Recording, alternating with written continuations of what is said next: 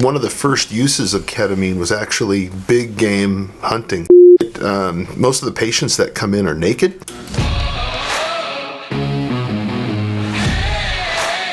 You are listening to EMS with your hosts, Erik Axene and Matt Ball. So today we've got kind of an interesting topic we're going to talk about.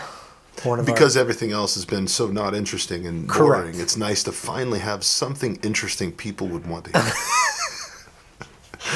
We're trying to figure this out. You know, yes. These podcasts actually make something they want to hear. Yeah, well, you got to experiment. I find what people are interested in. Well, welcome to the EMS podcast. Don't forget, if you like our content, hit the like button, subscribe to our channel. Also, we will put a link to our website. We do have a CE website, so if you're a EMT, paramedic, pre-hospital provider, and you're looking for some good quality CE content, check out our website, and I think you will enjoy what we have to offer. And I would say that the CE content out there is usually pretty good. I mean, I think ours is better, but what really differentiates us is that the delivery is different. For sure. Yeah, we've talked about that before. So, and if you're not really sure, good. And if you don't know what I mean by that, you got to check us out. Yep, absolutely. So ketamine. Ketamine. Yeah, so this was a topic you actually brought up that you kind of wanted to talk about. Yeah. And I know ketamine, when I first became a paramedic, ketamine was not a thing. Funny, we've talked about this before I became a firefighter, I used to ride horses for a living, and ketamine was a drug that we used to give to horses. And so when it came into the pre-hospital world and came into our protocols, I was kind of like, oh, wait a minute. So kind of an interesting medication. I like ketamine. I like it as a medication. Well, you know, one of the first uses of ketamine was actually big game hunting, safari, taking down a lion or an elephant. Those darts. Like a blow dart? That they would shoot were ketamine darts, and they would basically end up with an IM injection of ketamine, and would take down a large game. It's a very powerful medication. It is. And that's was used, really, let's go back to 1926. Okay. Almost 100 years ago. Almost 100 years ago, there was a medication developed. A dissociative amnestic was really the goal. Okay. And in fact, they really, some of the earlier scientists, for lack of a better term, were looking for a medication that would put you into a dream state. Okay. And they thought, well, if we can develop something to put someone into a dream state, then we can use it as an anesthesia. We can use it to be able to perform some of these life-saving surgeries. This sounds a little hinky to me. But what was the movie? Was it Men That Stare at Goats or something like that? Wasn't it Clooney or something? We have to dream a new America that no longer has an exploitative view of everyone. You will be a psychic weapon. Feel it, yeah. Men That Stare. I think that was the name of the movie. So they just saw it. Maybe they know what it is. I don't. But anyway, so ketamine was actually developed not in 1926. Okay. So what they did, very interesting to me. Now I'm a geek. I love organic chemistry. Okay. So bear with me. Okay. In 1926, they developed this medication. Okay. This dissociative amnestic. They developed it, and it actually became an illicit drug that's illegal today, that's used, and a very common drug that you've heard of, and we have patients that come in with this to the ER and into the pre-hospital environment all the time. Okay.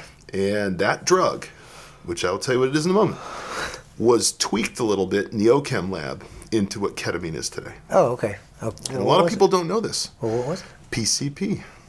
So PCP was invented about 100 years ago. PCP, yep. And it was invented for surgeries, you're saying? It was invented for utilization within the medical arena. Whatever spectrum. Okay. Yeah. And then ketamine is an offshoot of that.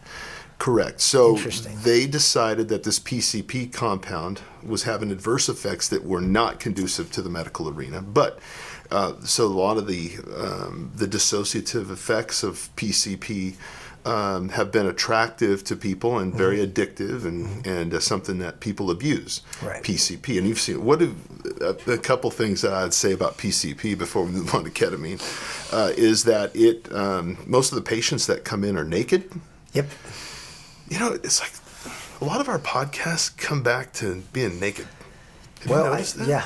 Oh, yeah. We actually used to, my wife and I, we had some friends, and we would always, whatever, we'd be out over at their house or whatever. And they'd always, tell me crazy stories. They'd always ask about stories.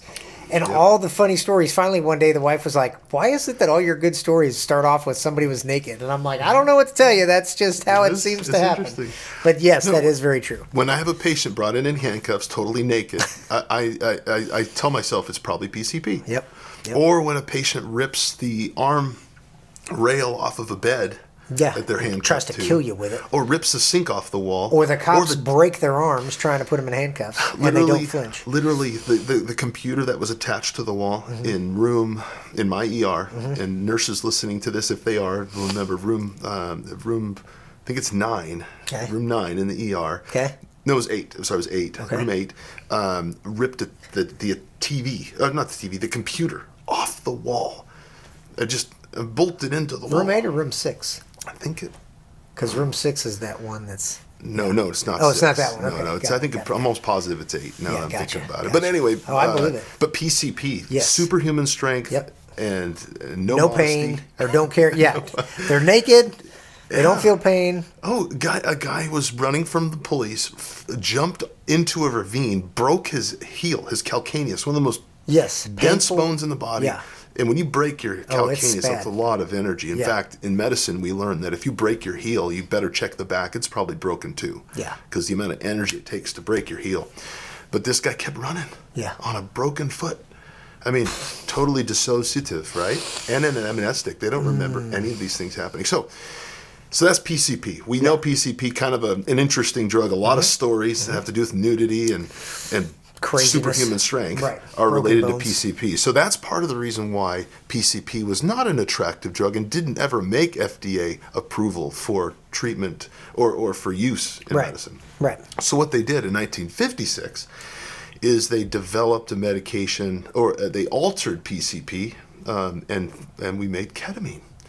It's really cool. So I'm going to geek out just a little bit. So in organic chemistry, and this is why it's so cool. So please don't, Matt, I mean, when you hear me talking about this right now, don't think to yourself, I know, don't zone out. I'm just kidding. Because this is what makes stuff so cool, is in organic chemistry. I love your passion. We take a compound, usually a carbon-based compound of some kind, and then we want to alter it and see what the effects are on people. Okay. Right? And so we'll test it and see if it has, maybe by altering one of the altering the structure, it'll have a different effect and maybe improve the effect and get rid of some of the bad side effects. Right. Well, that's what happened with PCP. We use this thing called a Grignard reagent, and that's obviously not important to know, but there are thousands of different reagents that have a specific effect on these carbon chains. The Grignard reagent does something specific in moving carbons that are attached to nitrogen. You don't need to know that, but that's what it does. And that Grignard reagent with PCP removed one of the rings, because PCP has 3 rings on it, and it removed one of the rings and added another carbon group there, and that alteration of PCP is where ketamine was born. Okay. And ketamine has been better for people. In fact, FDA approved.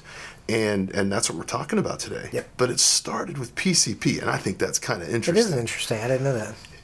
But that organic chemistry stuff, that is, it's a shame that people, when they hear about science and learning some of the nuts and bolts of why things are there, they kind of turn their brain off and zone out. I don't want to hear it, and it's a shame because there's so much interesting stuff out there. Sure. You don't have to be a doctor to be interested in it. It also helps you understand how stuff works. Yeah. Which is good, especially if you're a provider and you're giving this medication. It might be important to know where it came from and how it works. And what we found with ketamine, which is really cool, and we're going to talk about it right now, is that if you alter that dose, it can have different effects.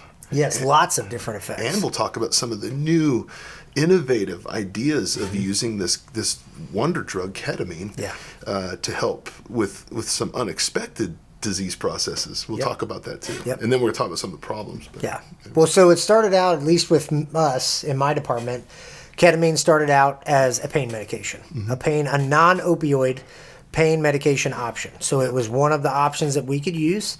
When we first got it, they talked, it doesn't affect respirations, which we would kind of probably change our mindset on that a little bit. It doesn't affect them the way that fentanyl or morphine or like a benzo would. Yeah. But there could still be some effects on the respiratory drive of a patient with ketamine. It's certainly, though, less of an effect. You're absolutely right. Correct. I just, one thing about medicine is it's never simple. No. Anytime you ever hear anybody say, well, this drug won't do this. Yeah. Well, don't Any absolutes in medicine are usually, You're right. Yeah. But so ketamine is a dissociative. You've said that, and I think it's important that people, maybe our paramedic students that are learning for the first time, or nursing students that are trying to do pharmacology and learning this stuff for the first time. You have opioids like fentanyl and morphine that block the pain receptors, right? They block you from feeling the pain, experiencing the pain. Yeah, the GABA receptors in the brain. Right. Yeah, are involved in the sensation of pain. That's right. And it interferes with that receptor. Right. It blocks that receptor. Blocks it totally so that you don't, technically your brain doesn't process the pain, right? Would Correct. you put it that way? Well, then you have ketamine. Or it just doesn't receive that pain impulse. Doesn't receive it because it the blocks. receptor's Blocked. blocked, yeah. Okay, got it. So it's like, so blocking. You don't get the pass because you got blocked, whatever. Yeah. Then you have ketamine, which is a dissociative, as you said. Yeah. So dissociative, they still get the pain. Their body still, it's not getting blocked. That sensor is not getting blocked, but it makes it to where the brain does not care necessarily about the pain. Its perception of pain is altered, and not only that, but your memory of that experience, whatever got a little amnesia. you can't. It's an amnestic. You can't remember. Yeah. When I'm using ketamine with a kid. To sew their face together. Got bit by a dog. Yeah. Common injury, unfortunately. Gets bit by a dog. It's really tough for a little kid to understand why it's important to stick needles in their face and then sew their face together. Yeah. I mean, it's just tough for a little kid, right? Sure. So I use conscious Tough for an adult. sedation with ketamine. Yeah. And it puts them into that dreamlike state. And they don't stop breathing. But it's like they're dreaming, and then they have no memory of what's happening. Right. And when they do wake up, they tend to be nauseous, but they do wake up, and sometimes they have trouble waking up with that emergence phenomenon, which we'll talk about. But they have no memory of it, and their face is fixed. Yeah. And it's an amazing drug, especially in the pediatric population. I love it. And in adults, we'll talk about it too. It's the same sort of a thing with major trauma. Yep. Great pain med. Yep. Yeah, and that's what we started giving it for, was for pain medicine. Obviously, based on the dosing, changes depending on what you're giving it for, right? If you're giving it for pain, the dosing's much, much less, Yep. as opposed to giving it for a full dissociation, where obviously ours evolved to giving it for induction for RSI. We started giving ketamine. And then psych, if we have psych patients that, were being combative or violent with police, with us, we would give them ketamine. Now, too, there's been some cases around the U.S. where ketamine has been used, or any kind of sedation medication or pain medicine was used on a patient, and it wasn't. Well, there's different cases where there was some misdosing of the medication that was given, and then the follow-up monitoring of the patient. Obviously, two big problems. it wasn't a problem with the medication, which I know that we were talking about it before we started talking today, that there's some anesthesiologists, medical directors, there's a lot of controversy with ketamine, which is kind of why we're talking about it, that some anesthesiologists, some medical directors don't want to give us as pre-hospital providers the ability because of these cases. But I think it's important to distinguish that when you look into these cases, it wasn't a medication issue. It was kind of an operator error. It was incorrect dosing done by the provider, or it was incorrect monitoring afterwards and non-recognition that there was an issue that they could have easily addressed in most cases. And I wasn't on any of these calls, so I'm not passing judgment on it. I'm just judging it off of what I've read about some of these cases.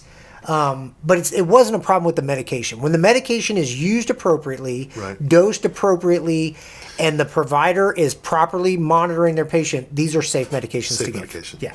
Yep, safe medication. Now, any medication has some a profile of side effects Sure. and potential complications that you have to be prepared Aspirin to deal has with. side effects. And that's why we have to monitor them, Yes. because you could have interruptions in respiration with ketamine, and you want to monitor them within Yeah. tidal and Yes. full vitals, Yep. in every 5 minutes or whatever Yep. it is Yep. that your protocol Yep. requires. And by properly monitoring them with the dose, being properly administered, Yep. you're absolutely right. It's a safe medication, but there are risks. Even if you do everything right, Yeah.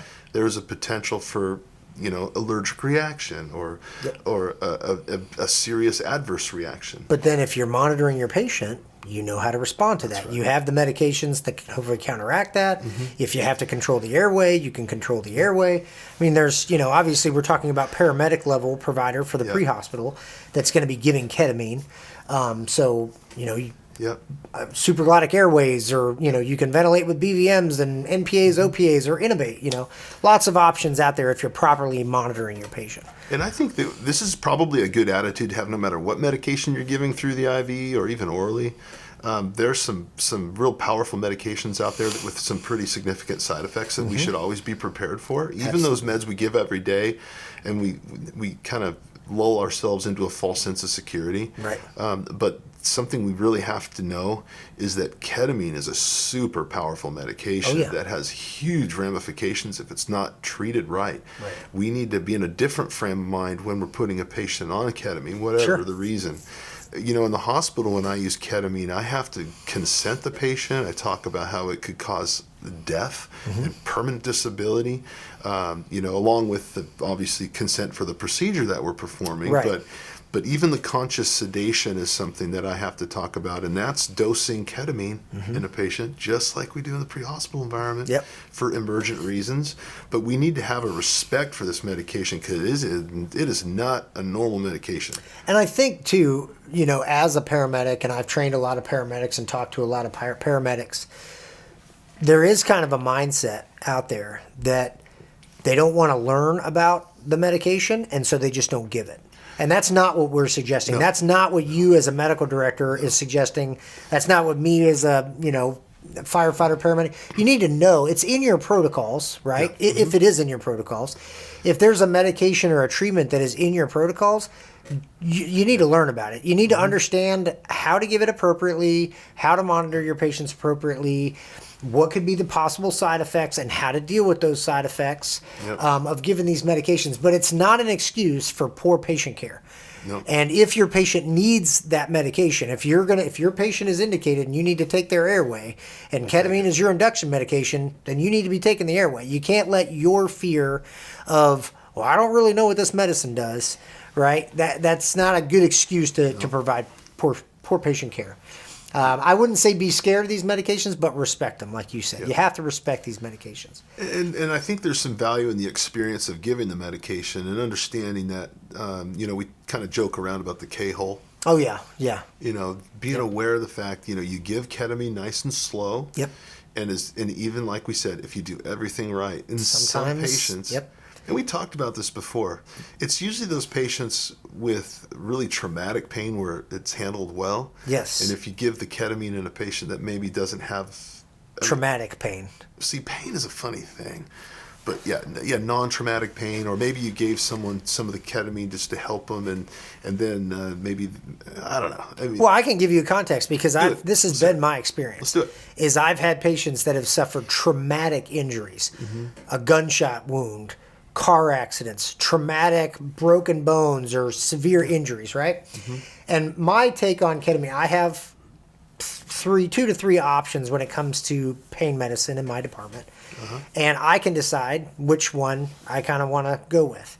If I have a patient that's in a lot of pain, they have a severe, a gunshot wound, for example. If I have a patient that has had a gunshot wound, which I've had these patients, I'll go right to ketamine. Usually ketamine's kind of my big gun that I use. And I have used it, super successful, works great on traumatic patients. Yep. Flip side of that, the patients that I have seen that go into the K-hole or have had a bad reaction to the medication have been like back pain, So, I mean, I guess you could maybe call that traumatic, but, a strained back, they hurt their back. Oh, and you can tell they're hurting. They're laying on the ground. They can't move. They're legitimately in pain. There's a fuzzy line Exactly. between what you're talking about. It's not real cut and dry. But I have given ketamine the same dosing that I gave to the traumatic pain patients. I've given ketamine to the non-traumatic pain patients, and literally they start tripping, and they are like, I've had them, please don't give me any more of that. Yep. And I'm like, okay, now everybody gets these medications a little bit different. Obviously, like you said, I'm very cognizant of pushing ketamine very slow. I will usually dilute it down because we carry a very high concentration. So I kind of have to dilute it down to be able to push it slow. But push it very, very slowly has been really good. But if somebody does start to kind of hallucinate or have that K-hole experience, like just talking them through it, usually keeping them calm, things like that. Obviously, don't give them a second dose if they request for those kind of things. But it's been very, very good pain medicine for me, pre-hospitally. And if you dose it right, and 0.5 to 1, mgs per kilo, if you dose it right, you won't have that dissociation. Yeah. You'll just have the benefits Hopefully. of pain. Yeah. And what I do, I know, and where I'm medical director, and not all of the places where I've been a medical director have implemented this protocol, but I do like combining fentanyl and ketamine in a bag. 250 cc bag, 25 milligrams of ketamine, 125 mics of fentanyl. Not in every situation, right, but in those traumatic situations where you've given 125 mics of fentanyl and you feel like, wow, this is going to, because, fentanyl doesn't last very long. No.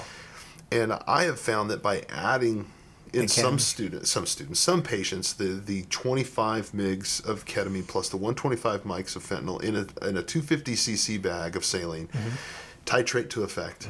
After they've been given that initial slug where the pain's starting to take the edge off a little bit, then but it's going to come back because the guy's legs bent funny. Yeah. You can titrate to effect as you need it in your transport. And, Right. and we found that cool. And then in the ER, it's nice too, having that hanging while you're getting them hooked up and, anyway. And so that's something I think that pain management, I've seen patients who've had horrific injuries like you talked about, and the opiates just aren't working. No. Yeah. And then you introduce a little sniff of ketamine. Yep. Like the world is better. Yep. Works fantastically. So we got our pain meds, and then we give it for induction like we talked about. Well, actually, there's I would say yeah, you're right.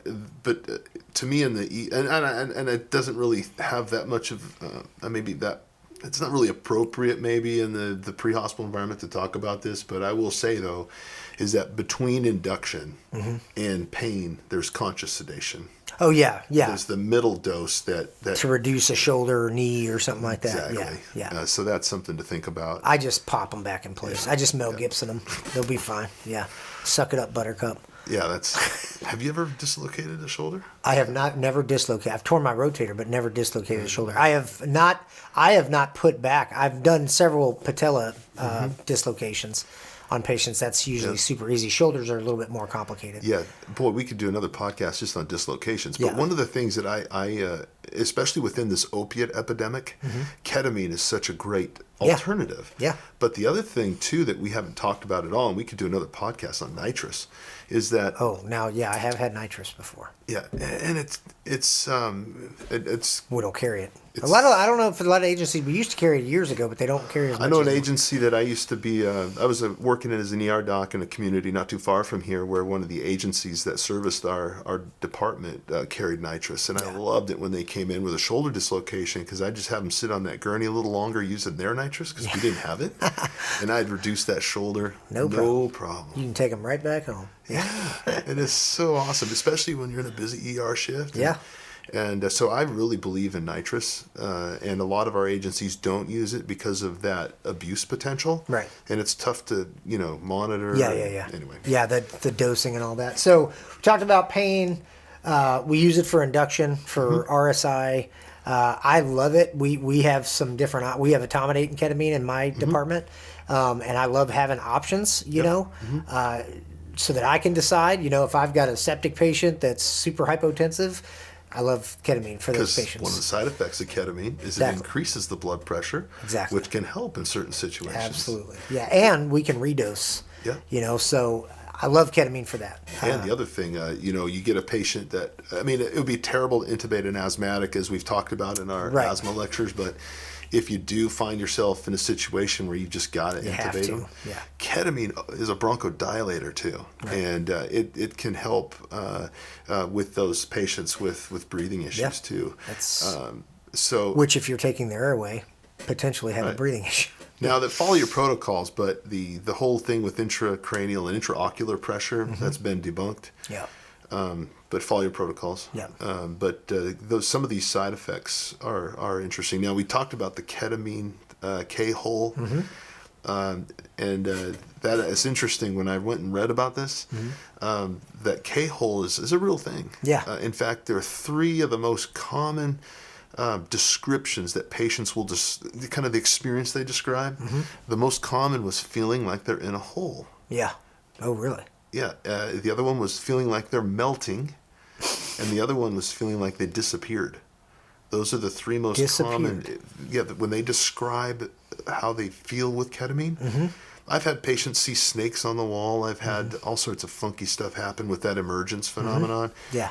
But in a hole, melting and disappearing. I had one patient that said she felt like she was floating over her own body. Yeah. And she could see and feel everything, but had no control over doing anything about it. Yeah. And it was actually kind of an interesting, but yeah, that's because after she had kind of come down a little bit, what did you experience? And that's what she said. Yeah. Very interesting. Very effective for, we talked about induction.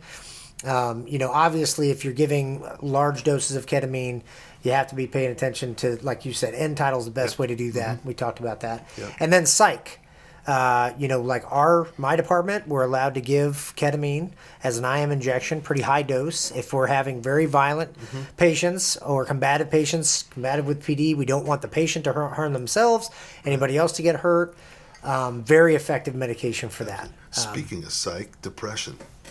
Yeah. Using ketamine, a significant percentage of patients who have, under the direction of a doctor, have a higher dose, beyond a pain dose, of ketamine where they're dissociated, under the care and monitoring of a physician, have found actually a treatment for depression. Yeah. It doesn't last a long time, maybe 1 to 7 days, sometimes 10 days, but these therapies using ketamine is dissociative properties can help to reset the brain and help fix or at least alleviate some of the depressive symptoms in moderate to severe depressed patients. Ones that are non-responsive to conventional therapy. Right, that have tried other things and it's not working for them. I think the last thing that we ought to touch on is the new thing that we started using is ketamine for refractory seizures. Yes. It's been a really interesting. Really good medication. You got that patient that's in status epilepticus or whatever, and you've given a couple rounds of Versed or whatever benzo you use, and it's not breaking through those seizures. And some ketamine has been shown to have good success with that. Absolutely. Yeah, that's interesting. And the literature isn't real clear yet. Yeah, it's kind of new. Follow your protocols, but nothing else is working. Ketamine can be an option for you potentially. I love having options and I appreciate medical directors like you that give us as paramedic options for treatment. Just instead of just, okay, this is your only option for pain or this is your only option for seizures or whatever. It's so nice to have options and be able to use my brain and think a little bit and go, I think fentanyl might be a little bit more appropriate for this patient. Or let me try ketamine. Or you know what? I gave him some fentanyl. It didn't work. Let me try something else. I really like that ability to do that. But ketamine's a great drug. I think we both agree on that. Yeah, very effective if used appropriately, dosed appropriately. And monitored. And monitor your patient afterwards. Absolutely. Just like with any medication, right? That should be common sense. It's true. For sure. Mistakes happen when we depart from the systems best practices that we play in. Exactly. Yeah, you've got to always dose it properly. We talk about the 5 rights, but dose it properly and then monitor. Dose it appropriately. I think that's the right word to say. There's a ketamine this morning. Got some in your coffee. All right. Well, good conversation. Enjoyed it. Always good. See you on the next one. Be safe out there.